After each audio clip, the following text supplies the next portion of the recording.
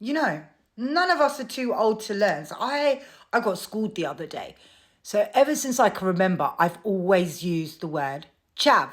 Now, I didn't learn the word chav clearly from my mother and father. It wasn't like they were like, oh, he's a chav over there. Look at that chav. No, I learned the word chav from my white English friends.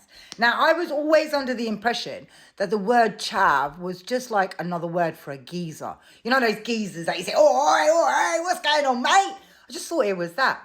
You know, a bit of a geezer, not very well educated, not very intelligent, you know, one of those ones, right? That's what I always thought. And then I used the word the other day and I got pulled up by somebody from the Romany community. And they were like, that's a slur. I'm like, huh? What? Yeah, it's a slur. When you call someone a chav, you're being derogatory towards a Romany community. So I had to go Google that one up. Dude, it's true. So a chav is like a Romany young guy. So when you call men chavs, you're basically saying, oh, look, he's got no class because he's like a Romany. So it's a derogatory term. They're basically, oh my God.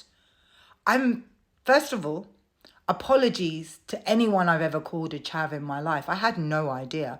Number two, the British language is complicated. I was born, raised here, and I taught English, and I'm 48 years old, and I find that out today. Are there any other words that aren't so common that are used in the English language that have roots in prejudice against other nations? I mean, there's loads that I know, absolute loads, which I'm not going to talk about right now.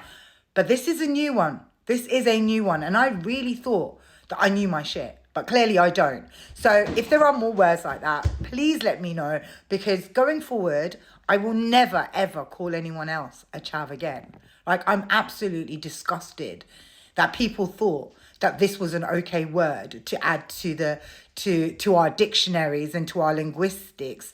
And it's being used without us even knowing where it's come from. So if you use the word chav, please stop.